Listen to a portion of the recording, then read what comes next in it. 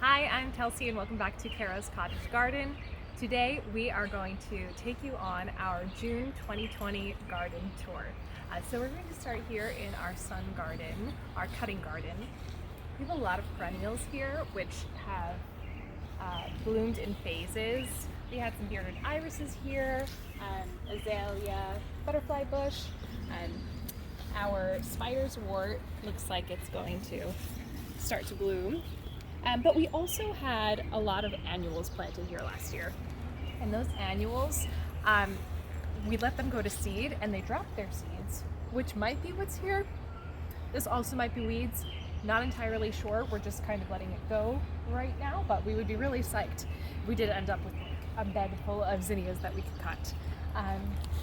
Behind me here we have our brand new water feature. It's a solar powered bird bath. Which we just love. We wanted a water feature in the garden, so we're excited to have that, and the birds will appreciate it too. We also planted some salvia here in the garden. Salvia is a really great pollinator, so it'll attract a lot of bees to our garden to help the plants grow. Here we have our sunflower row.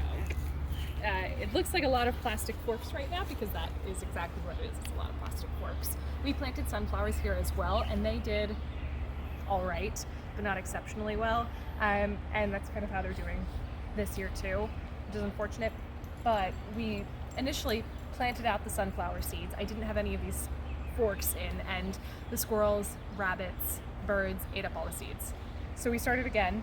Next time we put down the seeds, we added these forks. I saw that as a method online, and it seems to have prevented some rodent trampling, but not all, because we planted probably 250 seeds, and I see maybe 25 plants. So we'll figure it out.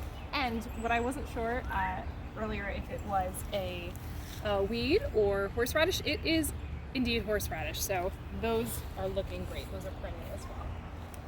Our climbing hydrangea is looking really nice. It's shooting up and continuing to cover more of the shed. Over here, we have this beautiful olive bush. It has the most divine fragrance. We highly recommend it. Like, you should have this in your garden. If not for anything else, like, this is just beautifully fragrant. I sniff it every day, so highly recommend it. Over here we have raspberry bushes.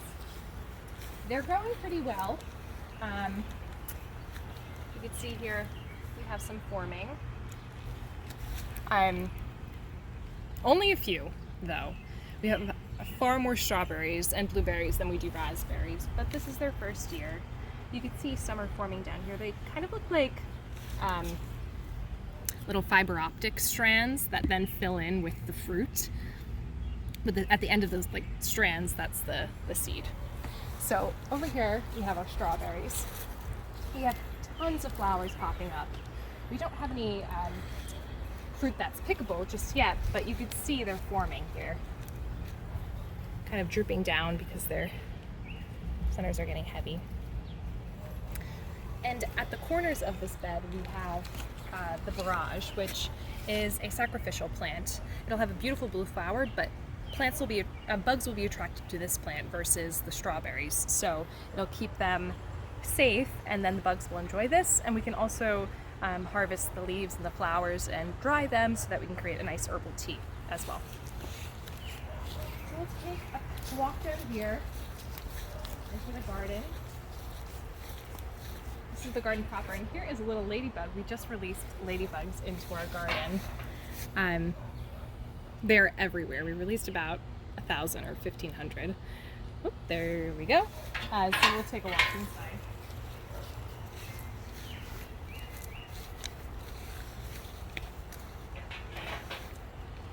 So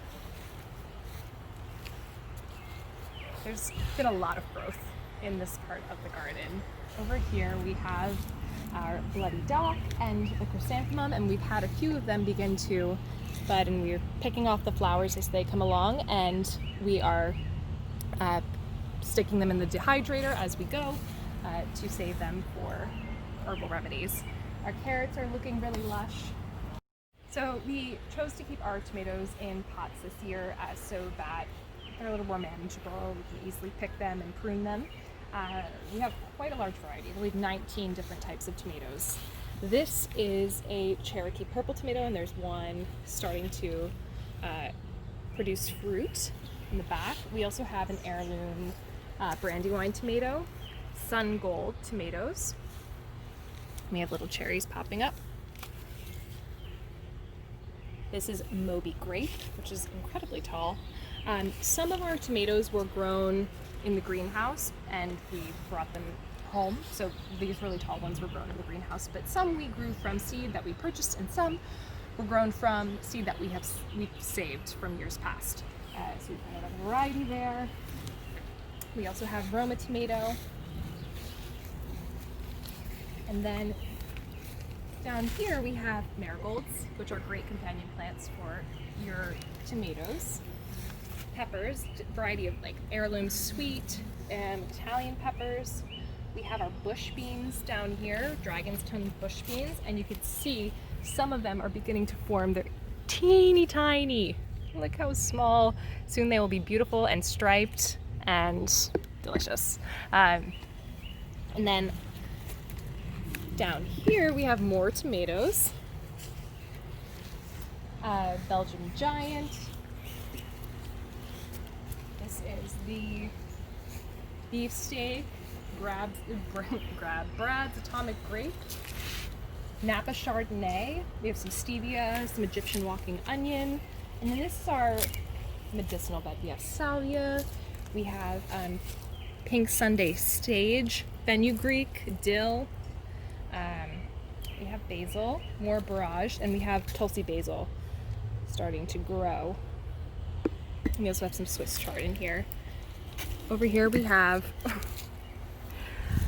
beets, which they look good up top. And then over here we have some mint, eucalyptus. Our garlic is still going strong. We have garlic scape here that we've been harvesting, and you can make pesto with this, I saw online, but we just like fried them up in the pan, which I enjoyed. We also have our Malabar spinach that is growing really nicely. That's going to cover this cattle panel. And nasturtium on the end. So nasturtium is also like a sacrificial crop. So the bugs will grow with nasturtium, and it also produces a really nice flower on the edges of these beds. We have another Brandywine tomato. This is our catnip, which is great to attract bugs as well and keep it away from our food. Sunchokes here. So the sunchokes, these we received in a market box, and so we just took our organic sunchokes, threw them in some soil, and they are doing very well. We have a mortgage lifter tomato, and then over here we have more perennial medicinal. So here we have King Jewel nasturtium, which is really beautifully growing. Clary sage, cumin, valerian, alyssum, a few different varieties, wormwood. We have yarrow. So these will dry and save. These are perennial. Some of them are perennial, so they'll come back every year. Here we have our salad bed. So we have a salad mix, arugula, butter crunch lettuce. It's arugula, not arugula. Spinach, kale. Oh goodness. Oh, look at that bumblebee on our Egyptian walking onion. You go, pollinator, you go. Bee City, USA. Here we have our radishes, which are going to seed. At this point, the vegetable itself is not that delicious. It's pretty woody. So we are now letting them bolt up. They have the flowers, but they'll begin to form pods like green pods, which will then become dry pods like here. And once they dry up, that's where we'll harvest the seeds from, so that we can grow them forever and ever and ever. Here we have what we initially planted as a perennial bed.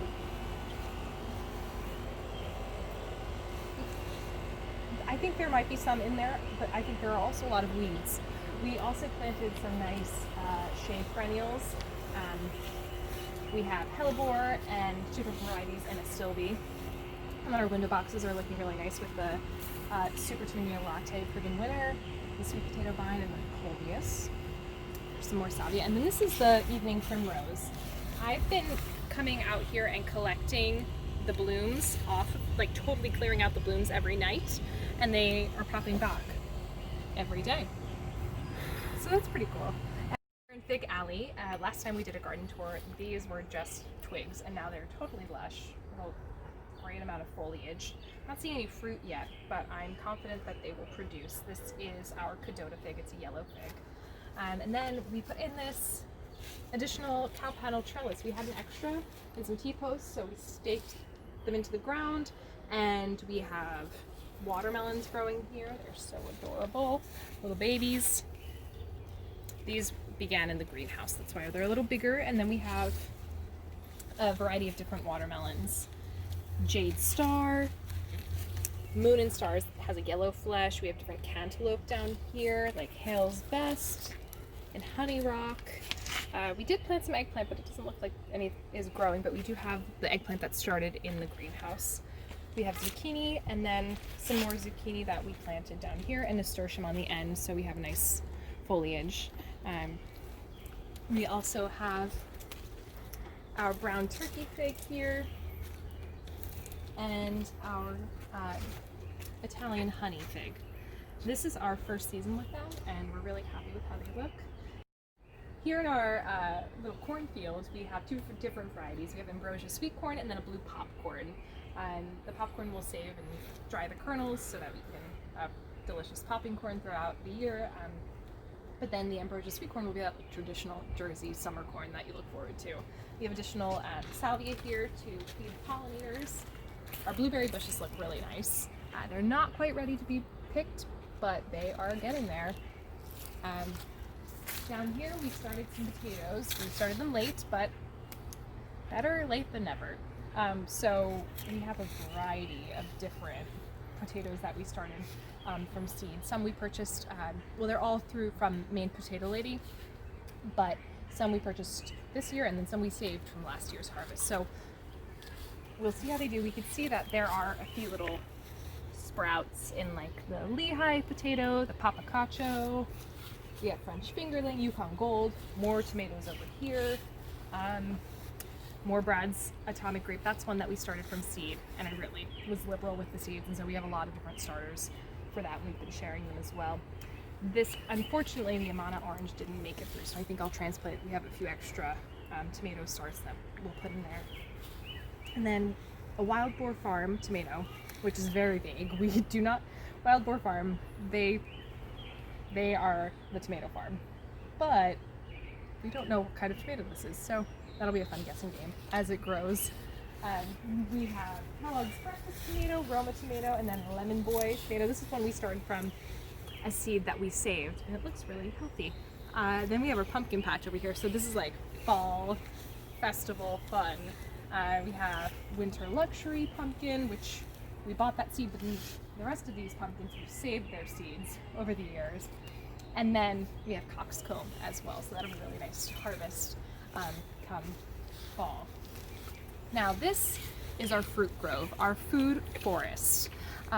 We initially thought we were going to have maybe 2 fruit trees here and 1 in the cutting garden, but we decided to have all of them back here, and we planted them close together so that they would remain dwarf. We're going to prune them regularly throughout its life and throughout the season so that they remain manageable.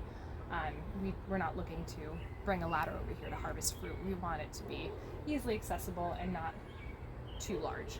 So that's how we were able to plant them together. We have a Belle of Georgia peach, which has some fruit developing. We also have a Honeycrisp apple and a Gala apple. Not seeing any apples beginning to form just yet, but we did notice some cedar apple rust, which is this like orange spot on the leaf. So to combat this, we sprayed these trees down with copper fungicide, and that is supposed to help the tree fight that disease. So we'll continue to apply that throughout the season. And these twigs are transplants from the top. I snipped them off and then stuck them in the ground to see if they'd take root. I don't know if they have. The top leaves have died off, but hopefully they are spending energy down in the soil. If not, it was an experiment. We tried. Then down here in our cow panel tunnel, we have cucumbers through this space, and then we have gourds, like a loofah gourd, and then we have acorn squash, butternut squash, spaghetti squash. We have 1,500-year-old cave bean, chickpeas or garbanzo beans, and then these beautiful snap peas, sugar snap peas, and king tut purple. This one looks like it's ready to harvest. There we go. I mean, it's delicious. It doesn't get any better than that. Eating a pea from your own garden. Eating anything from your own garden. It's pretty awesome. And then our carrots here are very lush. And I peeked underneath, and the root is forming nicely too. So that is our walkthrough of our June 2020 garden tour. It's amazing, the transformation in just a month. We can't wait to see what it looks like in July and August, but we thank you so much for joining us today, and we look forward to seeing you next time.